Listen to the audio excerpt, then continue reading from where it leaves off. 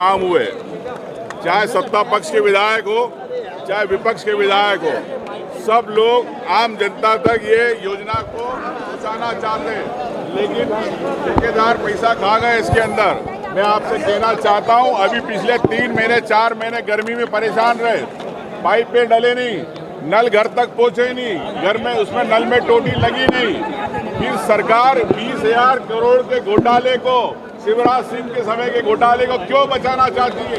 क्या मोहन यादव सरकार और शिवराज सरकार दोनों को मदद करना चाह रहे हैं? शिवराज को मैं स्पष्ट कहना चाहता हूं कि मुख्यमंत्री जी मोहन यादव जी से कि आप इस प्रकार के घोटालों की जांच कराना चाहिए।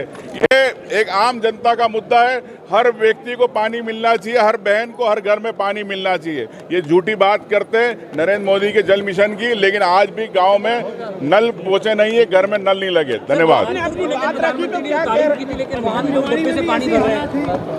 मैं आपसे कह रहा हूँ, आप प्रदेश के अंदर आपके चैनलों के माध्यम से भी चला, मीडिया के माध्यम से कई किलोमीटर अभी आपने देखा, 4 महीने 4 किलोमीटर चलना पड़ा, 2 किलोमीटर चलना पड़ा, बहनों को कुएं में खाई में उतरना पड़ा पानी के लिए। तो ऐसे पानी के लिए अगर संघर्ष होगा तो सरकार फेल है, सरकार आम जनता के पानी की व्यवस्था मुहैया नहीं करा पा रही है। धन्यवाद। आपके विधायक ने संकल्प लगाया है अधिकार खत्म करने को लेकर। देखिए, मदरसे हों या कोई भी हो, शिक्षा देना कोई मना नहीं है, शिक्षा सब दे सकते हैं, पर भारत की शिक्षा पद्धति में भारत का सम्मान, भारत बाबा साहब अम्बेडकर का संविधान, सेना के प्रति सम्मान, भारत माता की जय जयकार, राष्ट्रगान, वंदे मातरम, ये सब चीज़ें करना चाहिए, क्योंकि देश का अन्न जल खाते हो, देश का पानी पीते हो, देश की संस्कृति और सभ्यता में जीते हो। गंगा के पानी में भेद नहीं है, हिमालय की हरियाली में भेद नहीं है, हवा पानी जब सब कुछ तुमको मिल रहा है, तो अगर पाकिस्तान जिंदाबाद के नारे लगाओगे तो मन में ईर्ष्या भी होगी और इस ऐसे जिंदाबाद के नारे लगाने वालों पर कार्रवाई भी होगी और ठोक दिए जाओगे। कि मदरसे भारत के संविधान के अनुच्छेद 30 के संदर्भ में संचालित होना चाहिए, जिसमें भाषाई अल्पसंख्यक और भाषाई धार्मिक अल्पसंख्यकों को अपनी धार्मिक शिक्षा देने का और भाषाई अल्पसंख्यकों को अपनी भाषा की शिक्षा देने के लिए अपने संस्थान चलाने का अधिकार है।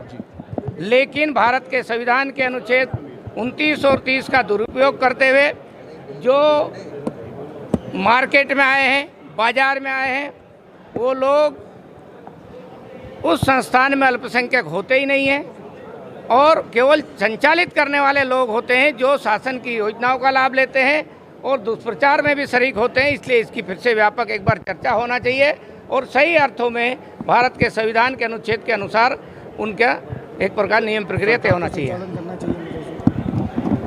देखिए, मदरसे सरकार संचालित करे या नहीं करे, सरकार ने बहुत सारे मान्यता के नियम बनाए हैं और उन नियमों का में हमने कई सारी बातें करने की कोशिश की थी पहले मदरसों में, और अभी भी सरकार उसके प्रति है कि जिन मदरसों में अवैध गतिविधियाँ चलती है वो मदरसे हाल हालत में बंद होना चाहिए और जो संचालित करते हैं उनके खिलाफ कार्रवाई होना चाहिए। सरकार कार्रवाई कर रही है। ठीक है, मेरी बात सुनिए, इस देश के हिंदुओं को संविधान के अनुच्छेद 30 में उल्लेख नहीं होता है, ये केवल अल्पसंख्यक लोगों के लिए होता है और इस देश में हमारे गुरुकुल जो संचालित होते हैं वो हिंदू समाज के लोगों के द्वारा संचालित होते हैं, वो इस धारा में नहीं आएंगे।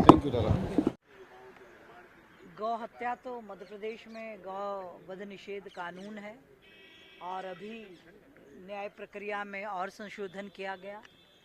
गौ हत्यारे तो अब मध्य प्रदेश में बच नहीं पाएंगे, वाहन भी राजसात होंगे, वो भी दंड पाएंगे, 302 लगेगी और कठोरतम यातनाओं का सामना उनको करना पड़ेगा। मुस्लिमों से दूरी बना रही है कि अल्पसंख्यकों को जो है जो मदरसों का संचालन का जो अधिकार था वो क्या उनको क्यों नहीं दे रही? देखिए, हमारी दूरी किसी से नहीं है, हम सबकी राष्ट्रवादिता को प्रणाम करते हैं, पर कोई देशद्रोहिता का काम करेगा तो उससे हमारी दुश्मनी पक्की है। आपको लगता है मदरसों में देशद्रोह का काम चल रहा है? निश्चित रूप से। आप आसाम देखिए, जम्मू कश्मीर देखिए, सारी दूर क्या हो रहा था, कौन सा प्रशिक्षण प्राप्त कर रहे थे बच्चे वहाँ पर। आधुनिक तकनीकी शिक्षा के युग में उन्हें उस प्रकार की शिक्षा से जोड़ना निहायत ज़रूरी है। मदरसे जिनको मदरसा बोर्ड ने अनुमति नहीं दी, जिनको शिक्षा विभाग की अनुमति नहीं है, वो मदरसे कैसे चल सकते हैं? पिछली बार हमारे आयोग के सदस्यों ने दौरा किया, और कई मदरसे ऐसे पाए कि एक छोटे से 8 बाय 10, 10 बाय 10 के कमरे में 30-30, 40-40 बच्चे भरे हैं। मानव तस्करी, बंधुआ मजदूरी, इन सब बातों का कहीं न कहीं संकेत मिलता है। इसी बात को लेकर मध्य प्रदेश की सरकार बहुत सजग और जागरूक है और इस प्रकार की कठोर कार्यवाही करना ही चाहिए।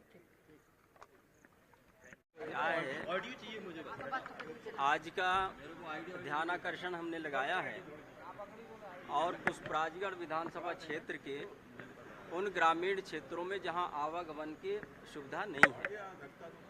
मेरा निर्माण कार्य से संबंधित है और पिछले 2022 से ये चल रहा है। तत्कालीन मुख्यमंत्री माननीय शिवराज सिंह चौहान जी के मीटिंग में जो मेरा आज का ध्यान आकर्षण है उसके लिया गया और उन्होंने निर्देशित जारी किया था कि इसको मनरेगा से स्वीकृत किया जाए, लेकिन अभी विलंब पर विलंब चल रहा है और हम आज उसको ध्यान आकर्षण के माध्यम से सदन को और माननीय मुख्यमंत्री जी को ध्यान आकृष्ट करेंगे, क्योंकि ये मात्र एक गांव को दूसरे गांव जोड़ने वाले मार्ग हैं, छोटे छोटे हैं, कोई बड़े नहीं हैं कि 4 लाइन का हम मांग कर रहे हैं। ये ग्रेवल मार्ग हैं, एक टोला से दूसरे टोला और मुख्य मार्ग से जोड़ने वाले मार्ग हैं, उनके स्वीकृत प्रदान करने का हमने जो है अनुरोध हम करेंगे।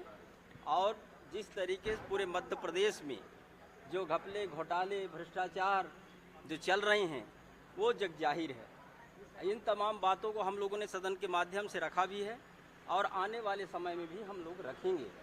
मैं आपके माध्यम से ये मैं बताना चाहता हूँ कि पूरे मध्य प्रदेश में आज अनुसूचित जनजातियों के ऊपर जो अपमानजनक घटनाएं जो घट रही हैं, चाहे वो सीधी कॉलेज का बात हो, चाहे सीधी कांड का बात हो, या अन्य प्रदेश में जहां जनजाति समुदाय को हत्या करके ज़मीन के अंदर गाड़ दिया जाता है, ऐसे जघन्य अपराध भी इस प्रदेश में हुए हैं।